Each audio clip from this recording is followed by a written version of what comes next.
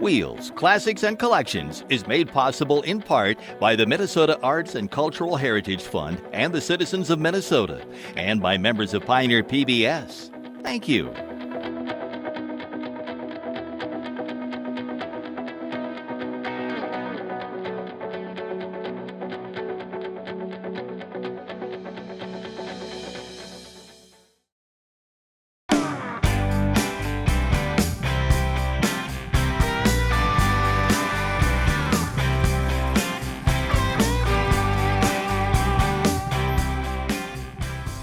My name is Jay Law, and I'm from Andover, Minnesota, and I am the proud owner of a 1957 Buick Century Caballero Estate Wagon.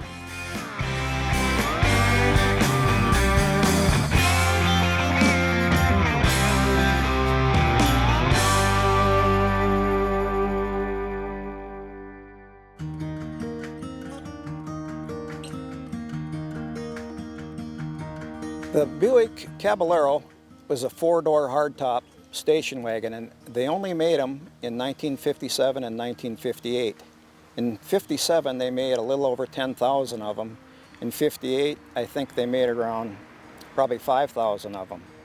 And that was it, just those 2 years.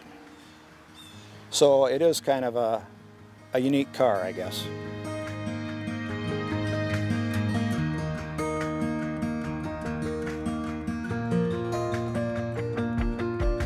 The price of this car, brand new in 1957, was just under $4,000, which in 2023 equates to about just under $44,000, which is actually quite a bit of money for even today's cars.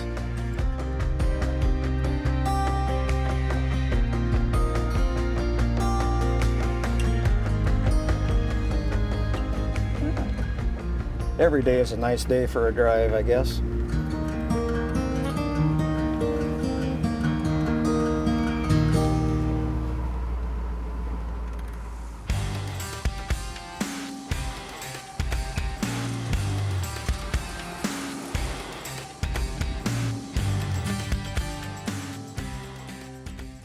When I brought this car home from Canada, I drove it for about 4 years. The engine was getting a little tired, the tranny had a few leaks. So I decided to get the engine overhauled and tranny overhauled, and once we had the engine out of the car, I looked at the engine bay and I said probably be a good time to maybe repaint that engine bay up a little bit. To make a long story short, it ended up being a total restoration. But like I said, I don't regret it one bit. I'm glad I did it.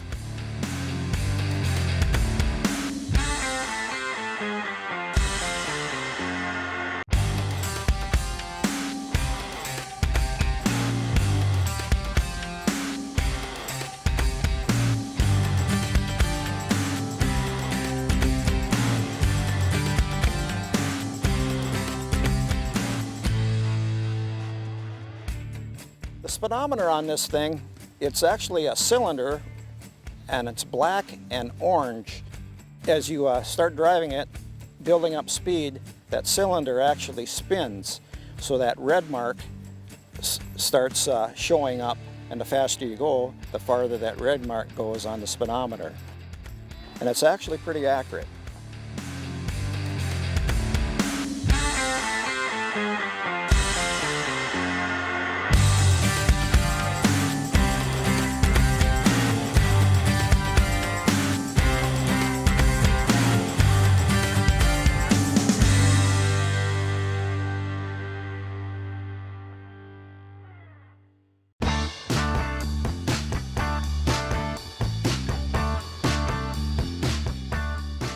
This car is mainly, I think it was built for cruising. It's got the original 364 nail head, which put out 300 horsepower, and it's original to the car.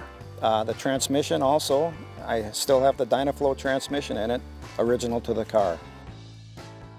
I've been looking for 25 years specifically for this car. I've seen 7 of them, total of 7 of them, and that's including my car. I don't know how many are around. I wish I knew, but I haven't seen any that many, I should say, in 25 years. Although I do know of 2 that are being under construction in the state of Minnesota. I don't know where they're at as far as how far along they are or what their plans are with them, but I do know of 2 more that are being rebuilt. At the front end on these 57 Buicks, they put a lot of chrome on them, and there's a lot of weight there too. But you'll notice they did put the year of the car, 1957. I think they did that a couple years on the Buicks. But this one's the red, white, and blue emblem, which was characteristic of Buick. The hood ornament was kind of unique to the Buick also.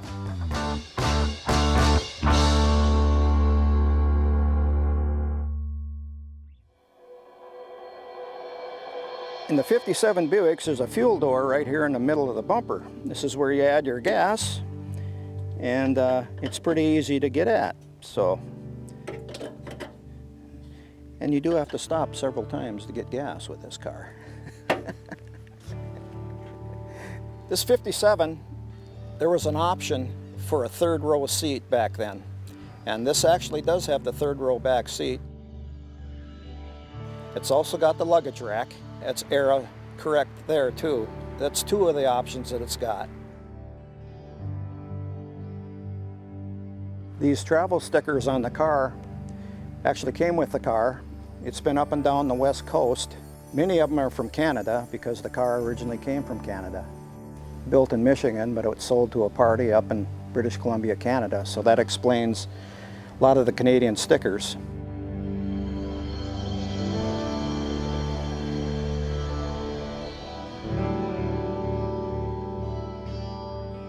Yeah, I try to take this to as many car shows as I can, and I think one thing that attracts people to it is they've never seen one before.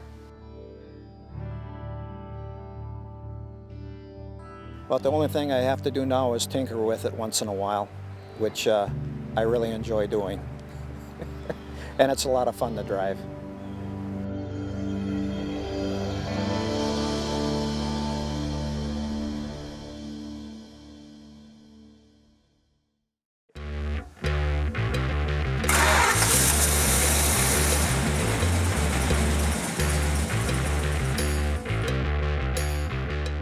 My name's Jacqueline Hadrath. I'm from Clitheroe, Minnesota. I own a 1969 GTX.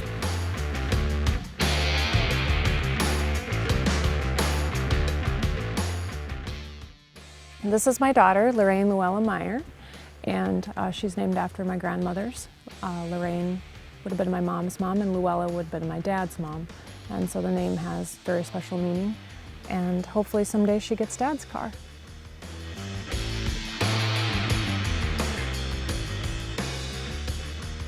My dad, Roy Hadrath from Montevideo, was into Mopar and Chrysler quite a bit and really enjoyed fast cars. And the GTX was considered the gentleman's muscle car at that time. He decided in 1969 that he wanted to order this GTX. The sticker price on this car here is $4,118. So I believe that probably would have been fairly expensive at that day and age.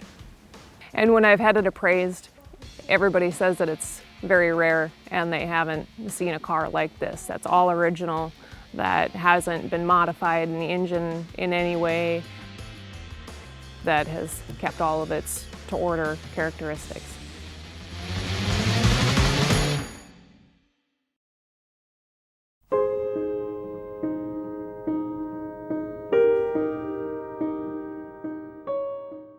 My dad was born in 1942 in Montevideo, Minnesota, to Lou and Rolly Hadrath. And my family is from the Montevideo area, came over from Germany. And he was named after his uncle, would have been his mom's brother, who was shot down in World War II. He was a nose gunner in a bomber plane. And he actually survived a death march, escaped from a death march. And that's who my dad was named after. My grandpa Rolly was well known to the area auto body repair. He could fix anything. And Grandpa was great at everything, and my dad was very close with my grandpa, and they were together all the time doing different things, and my dad learned how to do body work and paint and do woodworking and all that. They actually, Dad and Grandpa made a boat, a little speedboat that matched the car. Dad painted it to match the car, and he at that time had a trailer hitch on this car, and they'd haul up to Minnewaska and go water skiing, one of their favorite pastimes. But Dad was a gregarious man, could talk to anybody, was always good-natured, very hardworking, and was well respected in the community. Unfortunately, mid-2000s, would have been about 2006, 2007, he was diagnosed with colon cancer. And he fought it off. They did surgery and they did chemotherapy, and he did well for about 5 years, and then it came back. And unfortunately, he lost that battle in 2011.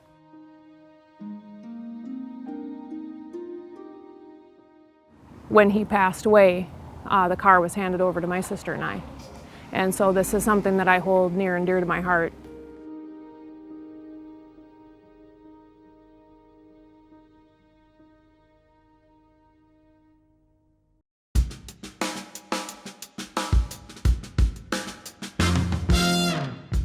So this particular car has the 440. There was a Hemi also, and a man in Montevideo, Vince Smith, he had the Hemi, and both he and my dad had the identical cars, just different engines. And Dad's here is a 440, and it has a 4 on the floor, a Hurst shifter, standard transmission.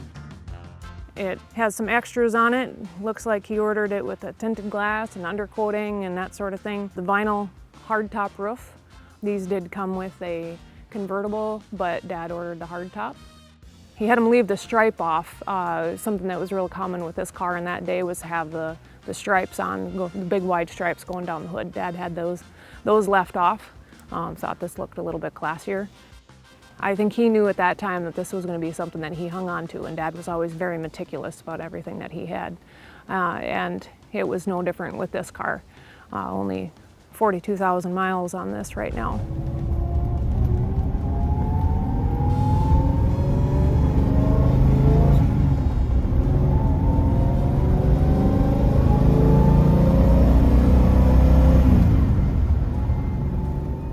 It's got a lot of snort and it likes to hum right along. So RPMs will go up pretty quick. I think you're running between 3 and 4 grand when you're going down highway speed.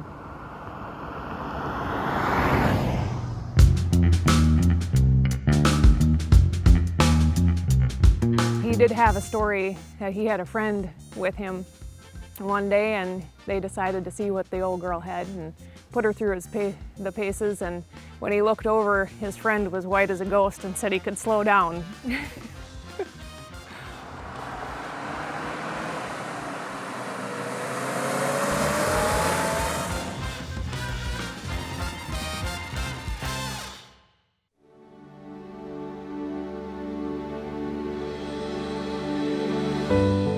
I would like to drive it more often during nice months, but special occasions only, and only when the weather is really nice.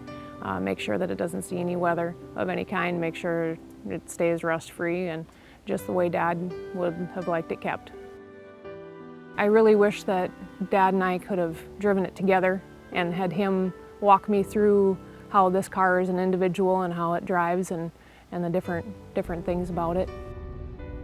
It's heartwarming. I feel like I'm with Dad. It still has that same car smell that I remember as a child.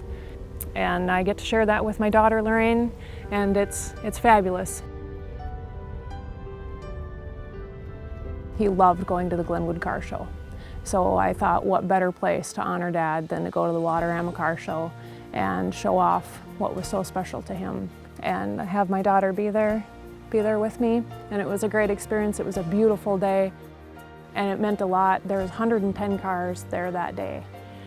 So I was there for Dad, and so I had a few pictures out in Dad's honor, and just showing Dad off basically, and we got top 5. So I was really happy about that. So we did come home with a trophy, and that was really special.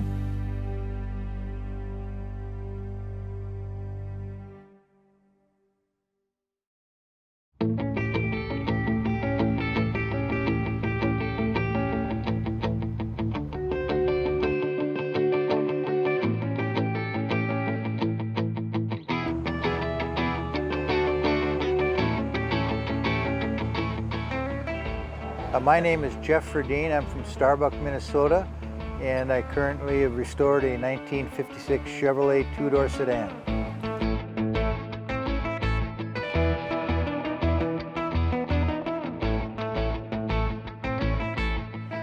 Well, I've always been interested in the Tri-5 Chevys. They were always so high-priced when you would find one, so I kind of backed off on it and waited, and then I was at a car show about 4 years ago in Minneapolis, and I ran into a guy that was selling his 56, and it was a reasonable price. He was from Hibbing, and it looked like a car that I could work with. So I purchased that from him. Then the story goes on with the restore, and I decided to take and tear it down, find out what I had, and build it back up to something that I wanted it to look like.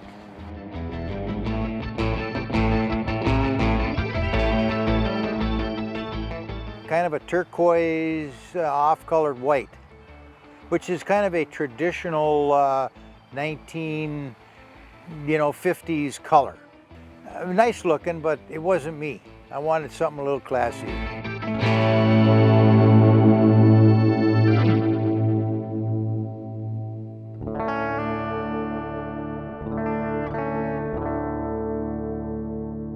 I think one of the things I would say would be maybe different would be the color scheme. You won't find too many cars that are two-toned with this color.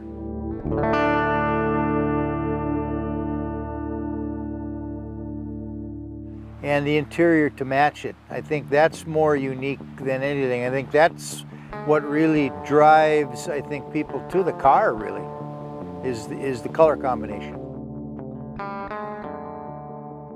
You know, the only thing that really looks like a 56 is the outside, you know, but I've put custom Dakota Digital gauges in there, power windows. They didn't have power windows back then. Tinted glass, smoked glass. I have 5-way power electric seats out of a Cadillac Eldorado 2001 I put in. The sound system in it, of course, is a lot different than what they had back at 56. So the whole inside is modern.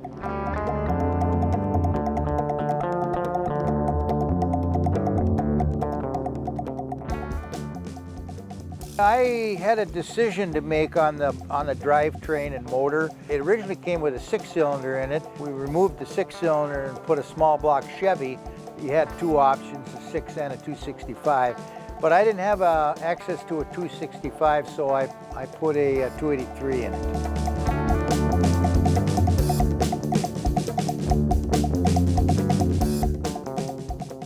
Well, the special name, I wanted to put a collector plate on there, and so what would you call it? What was the color of the car? It's a metallic gold and metallic brown, root beer, and it's sweet looking. So we just said, well, let's call it brown sugar then.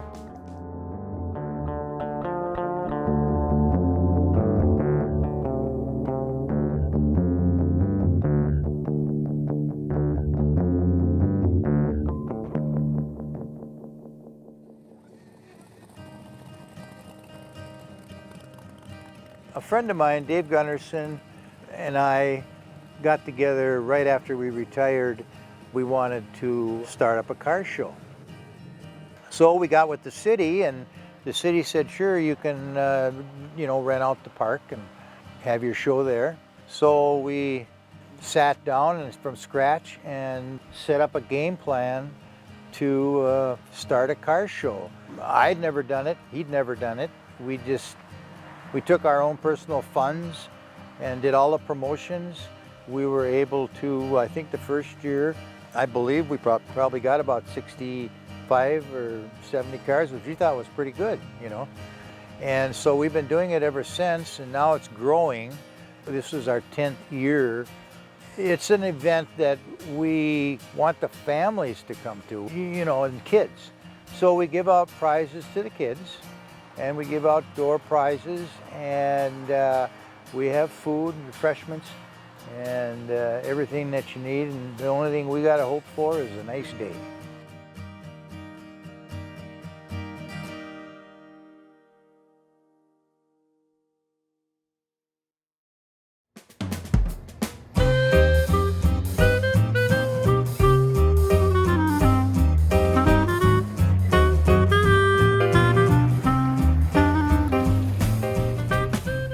My name is L.A. Barbosa.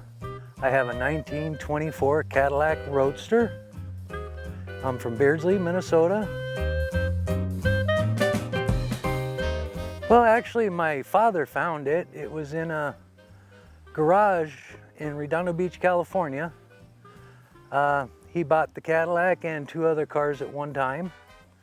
Him and a buddy actually got together and they purchased them. My dad fell in love with the Cadillac. I was away in the military, and so when I'd go home and visit and everything else, we would work on the Cadillac and get it back into the order it is now.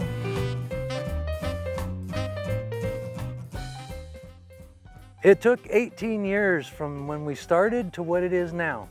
This was an off-frame restoration. When we found it in Redondo Beach, California, it was a mess. I mean, wood rotted and everything. So it was taken completely apart, and it was all redone by my father and myself, just homegrown backyard mechanics of tinkering 15 minutes here, half hour there, spend a day here, and save money for 6 months to buy a part you needed.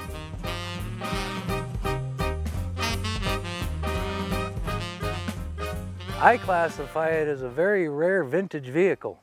I researched for pretty near 20 years trying to find another 1924 Cadillac, and I've only found one other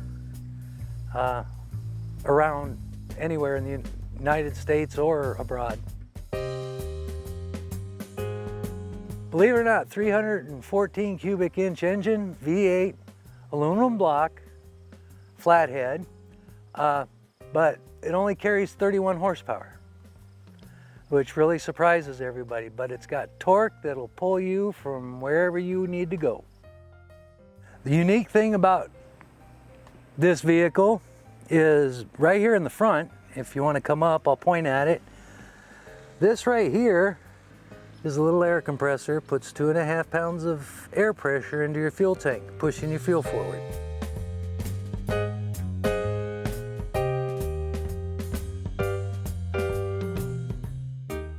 It's again a roadster, which means it has a rumble seat. The top does fold down or removable completely if you'd like. But usually when they took them off back in the 20s, early 30s, they actually removed the whole thing. Because the rumble seat, which the roadsters are known for, was also nicknamed the mother-in-law seat. So you had the husband driving, the wife in the passenger side, and the mother-in-law in the back seat. So they usually took the top off so mother-in-law could talk and feel like she was part of the family.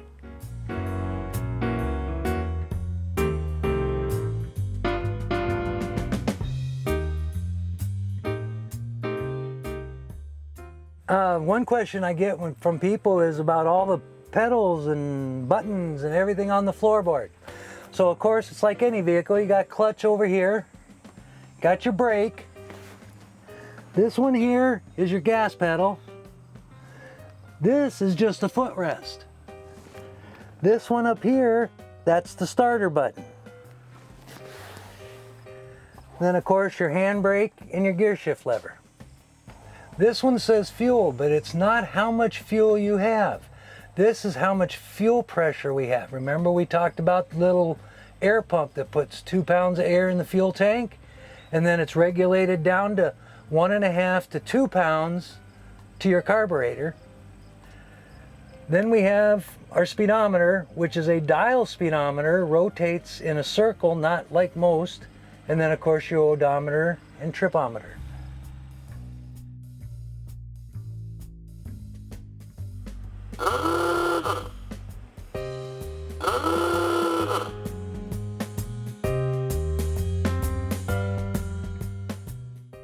As As you know, Cadillac's considered the rich man's car, so when you're coming off your golf course, open your caddy door, put your golf clubs in the trunk, then close it right up.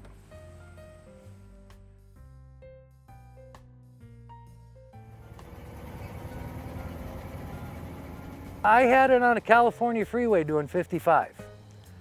So country roads out here, it's not bad. I usually just try to stick around 40 with it, depending on where I'm at. I'm in no hurry when I'm driving it.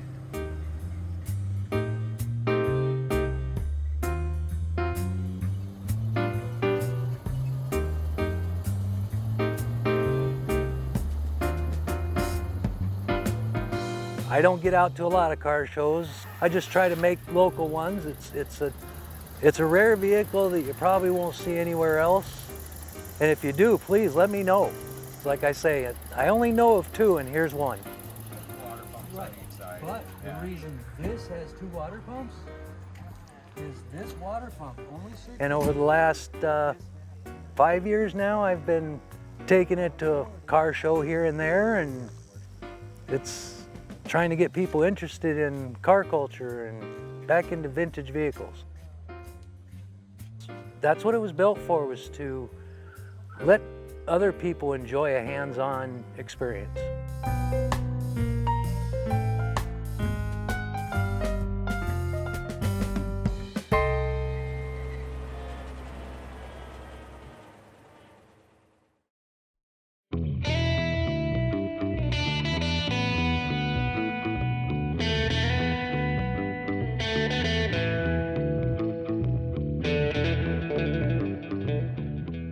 I'm Kirsta Sims. I'm from Farwell, Minnesota, and I own a 1982 Volkswagen Vanagon.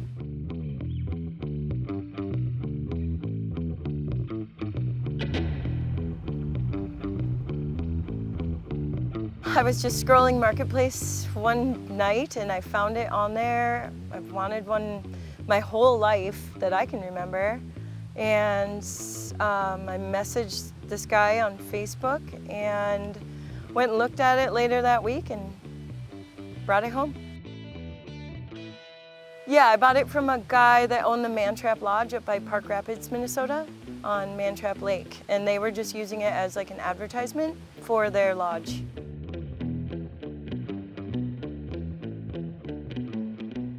I've wanted one my whole life, as long as I can remember. It's very eclectic and fun. I would definitely say it's unique. It sticks out on the road, definitely.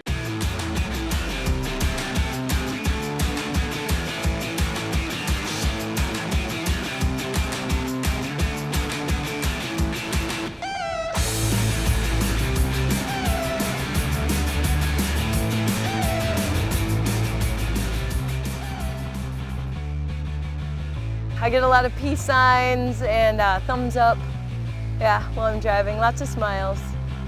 It's nice. It's fun. It's a fun vehicle to drive.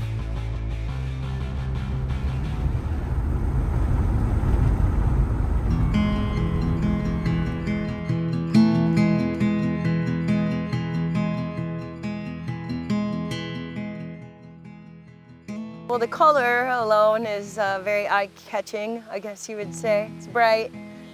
It's a 4-speed, so that's interesting. You have to push down and forward to get it into reverse.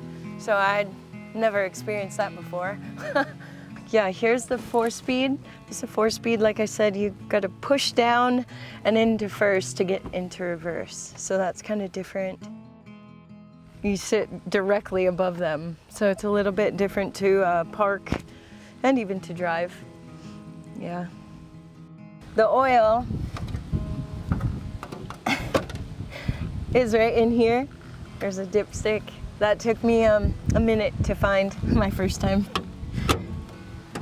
And then this just opens up, and then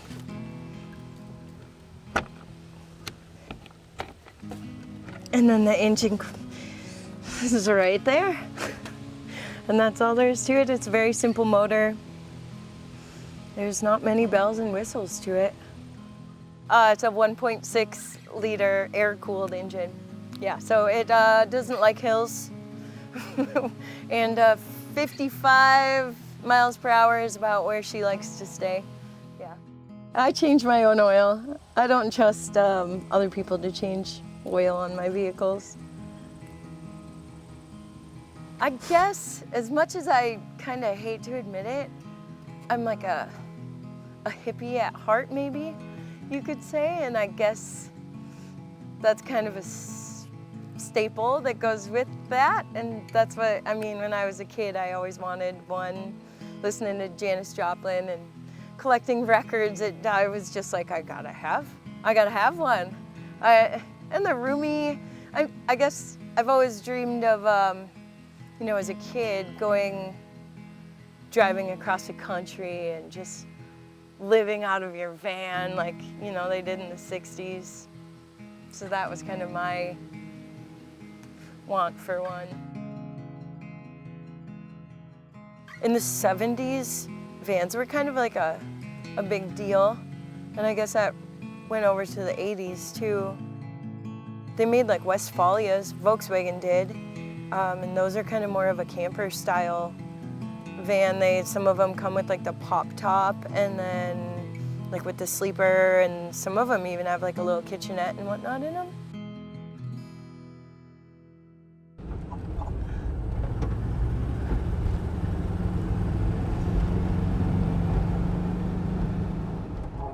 I love driving it.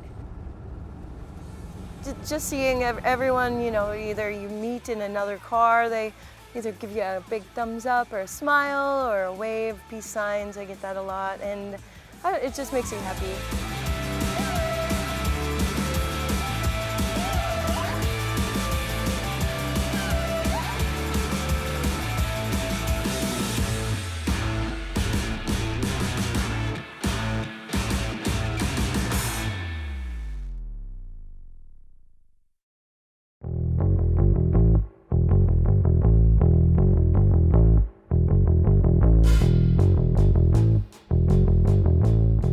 I'm Dwayne Johnson from Montevideo, Minnesota. I own a 1965 Dodge Coronet 440 convertible and a 1970 Dodge Coronet Super Bee.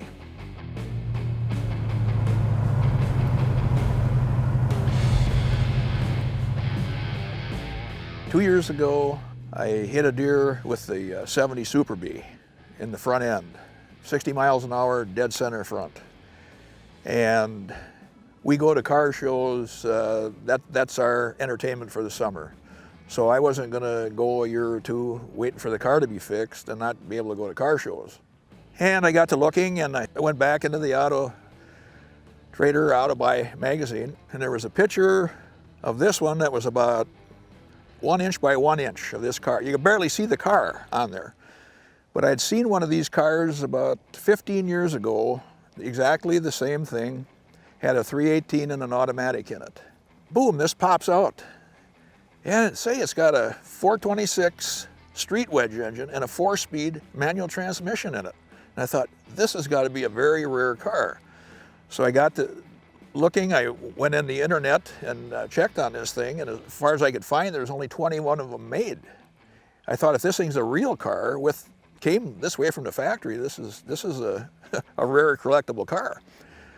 So I called, and the guy said, yeah, it's a period correct 426, and he said mechanically great shape.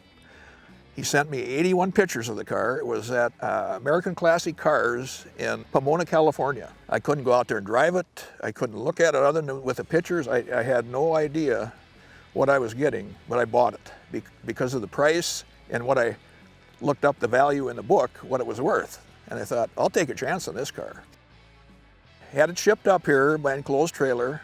I was sweating bullets until that thing came off the trailer because I didn't know what I was going to get. Everybody, oh boy, you're going to get burned on that. 3-4 guys told me that. So anyway, it came off the trailer, and this guy was very happy when it came off the trailer. And then when I started driving it, I was even happier.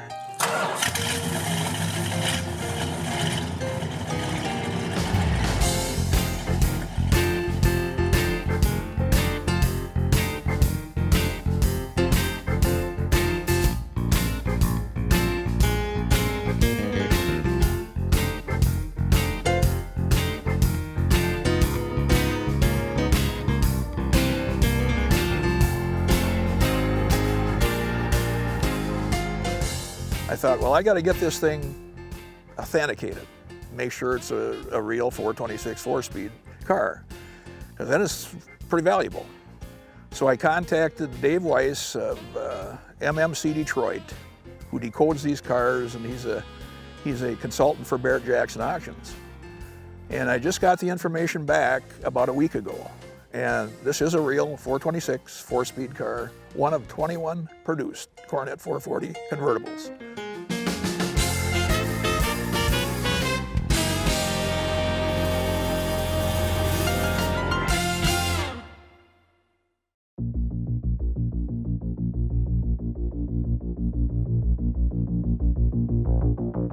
I had a 1970 Dodge Super Bee, ordered brand new when I got out of vocational school. I got a good paying job. And I was single, loved the Super Bees. So I ordered one new. I had it for basically about 9 months probably. I got it in December, and I fell asleep on the way home from Wilmer one night, and I ran into the back of a semi with it. And very lucky to be here today, but to be honest with you.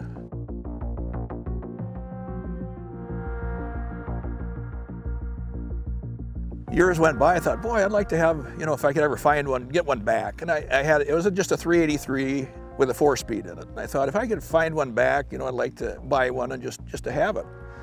Went and bought an auto shopper. Hadn't bought one in probably 10 years. Open it up, and here's this 70 Super Bee, 446 pack car. And everybody wanted a 426 Hemi at the time, or a 446 pack car, but you couldn't afford them. I paid a little over $5,000 for the car at the time in '97. I thought, oh boy, this is a lot of money to pay for this car. Well, now you laugh about it because what they're worth now.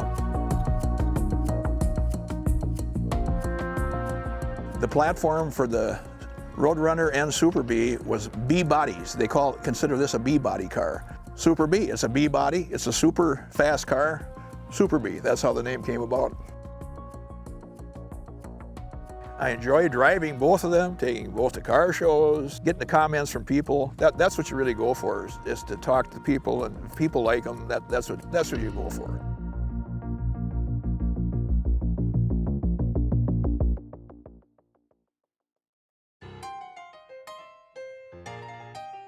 Every car show I've gone to, I'll meet some guy or somebody that I'll sit and talk to for about 2 hours about a car or something. They'll talk back about the cars they had, cars I had, whatever. And every car show, you meet somebody like that. People I would never have met before if I didn't go to car shows. So you're just expanding your friendship with other people, and yeah, it's just great, I think, to go to these car shows. And everybody respects what everybody else has got. You know what I mean? And you don't criticize people. Because it's just wonderful to see that people will restore these cars and bring them so other people can enjoy them.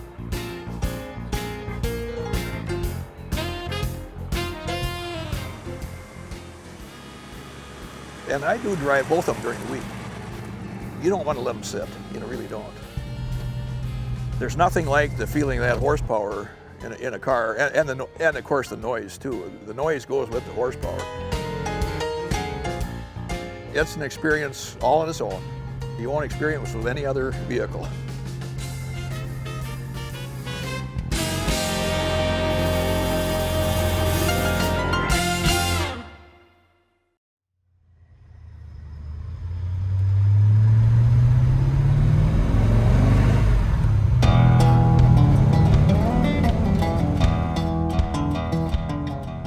My name's Dale Remy from Ghent, Minnesota.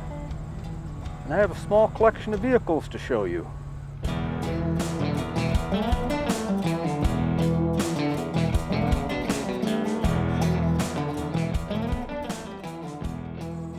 I have a 1929 Model A sedan delivery, a 1941 Dodge WC-12, 1946 Mercury two-door sedan, 1949 Ford F1, and a 1967 Mustang Fastback.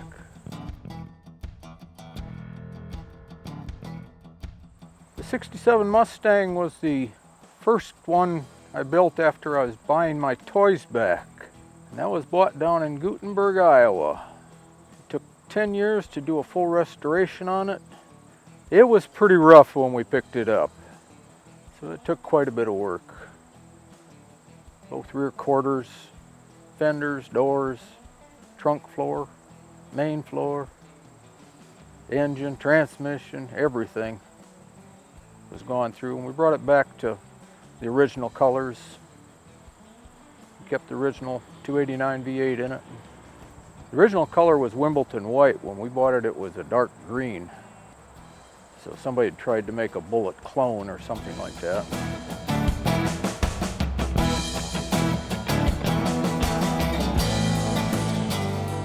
But we put it back to Wimbledon white with the standard black interior. That took about 10 years, but I had 3 little kids at home at the time, so it takes a little longer then.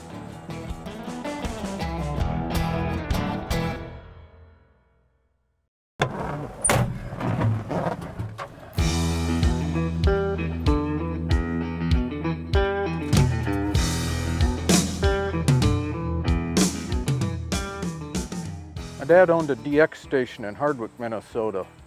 This was the truck he used to go out and do on-the-farm tire repair, because you can get out in the field with it pretty easy. And that one's been completely restored right down to the frame, so everything works on it again. So after he died, I inherited that truck, but that was originally a military half-ton, so it's 4-wheel drive, and we went completely through it. Still has the flathead 6, and the 4-speed has been upgraded to a 12-volt system, and we added turn signals. And I couldn't bring myself to paint it olive drab, so it's Dodge Truck Red.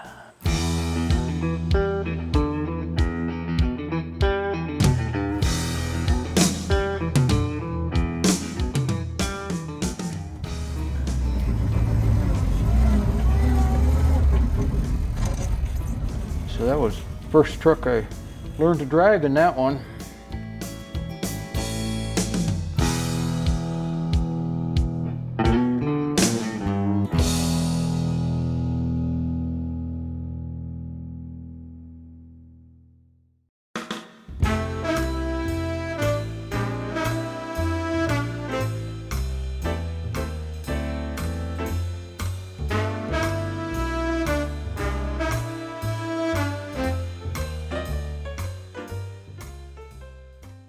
My father-in-law bought that new when he got out of the service in 1946.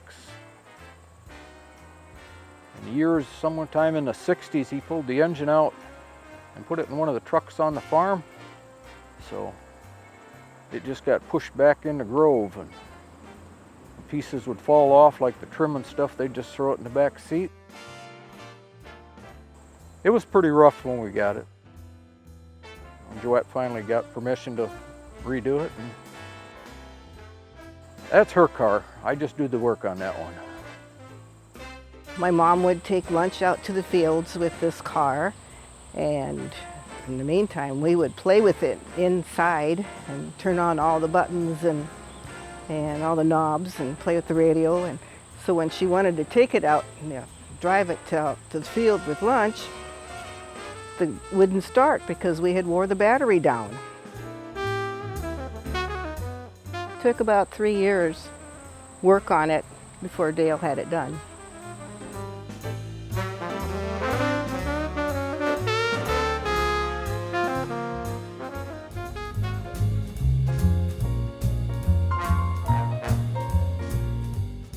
'49 Ford F1. A friend of mine told me about that. We went and looked at it. And this was a gentleman who was having health issues, and he'd started the project and wasn't going to finish it. Price was right, so we just bought that one and we finished it up. Kept the original flathead V8, fitted with a 5-speed transmission, so it cruises down the road pretty nice now.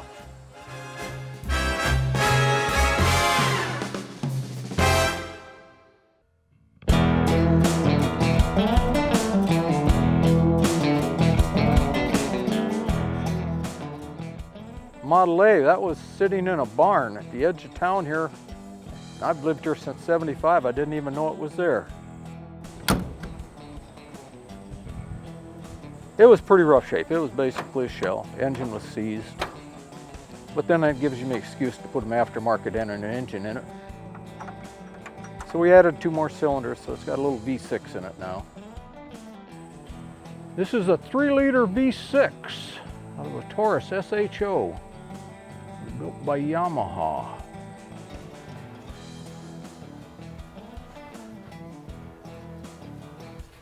Working on the interior right now. I still have to put the correct wheels and tires on it, but it's getting close.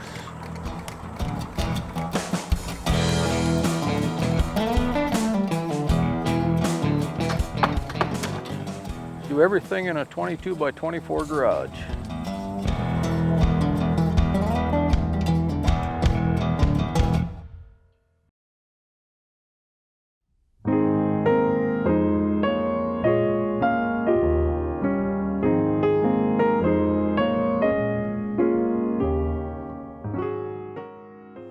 My name is Steve Andrews from Fergus Falls. I am the current caretaker of a 1957 Bentley S.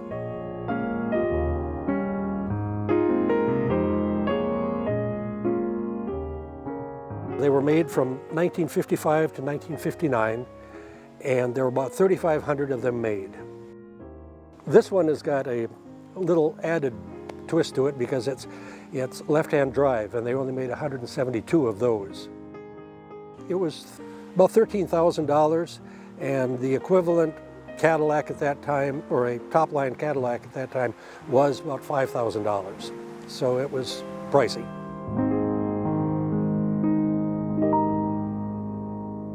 One of the things that got me very interested in British cars is when I was in the service, and I spent 3 years at Lakenheath in England. And so I would see things like this. And there was a Rolls 2025 that a major on base had. It was one of those vehicles that when it went by, you would see it, but you wouldn't hear it. Yeah, this is pretty much like the quiet that you kind of expect from a Bentley. Back in the 30s, when they were advertised as the silent sports car, because they were hot, but they just really made a point of cutting down the noise.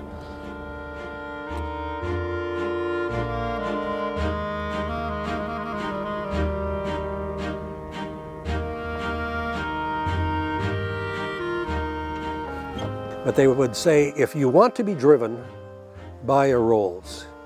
If you want to drive, buy a Bentley.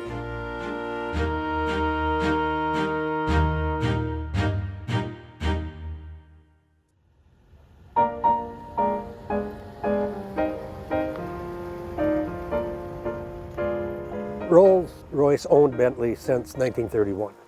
And so they used different marketing techniques and everything over the years. But when it got to this point, 1955, they started doing their own bodies. That's pretty much the Rolls Bentley that you associate.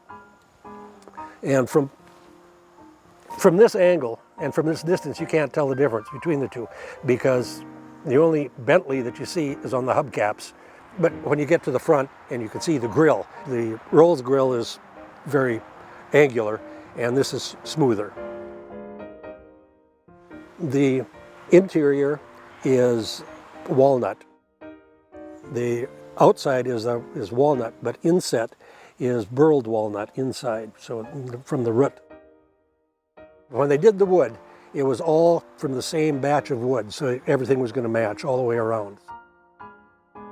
And then if you lean back in the back seat, look over your shoulder, there's a mirror right there, and I think it's on the passenger side, there's a cigar lighter. And then the dash is also walnut, pretty thin veneer, but it is split in the middle and opened up like a book. And so you see the blemish matches blemishes on both sides, you know. And the gauges, the speedometer starts from the top and goes around and comes in. But it is in inverse, going from 0, 50 to 110, looping the opposite way than what you expect. But the gas gauge has got an interesting twist to it. There's a button, you punch that button and it tells you the oil level of the sump. They had all sorts of neat things. Another thing that differentiated a Rolls from a Bentley is that on a Bentley, this is the correct paint job with the shell gray just doing the roof or the hood and the boot, or the roof and the trunk. On a Rolls-Royce, the shell gray would have continued on the top of the bonnet.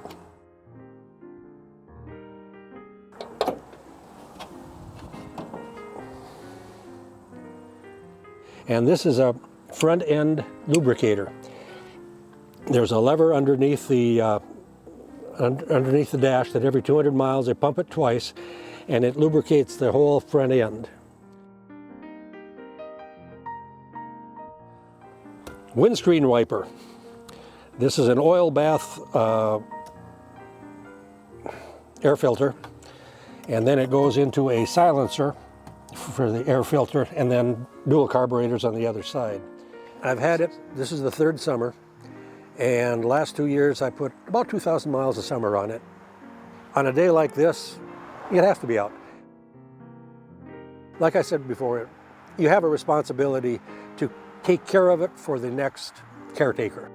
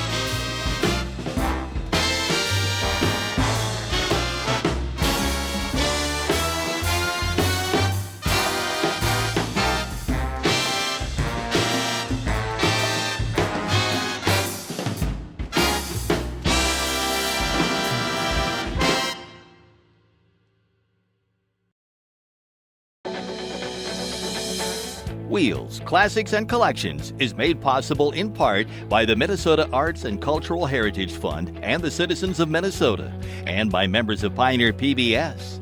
Thank you.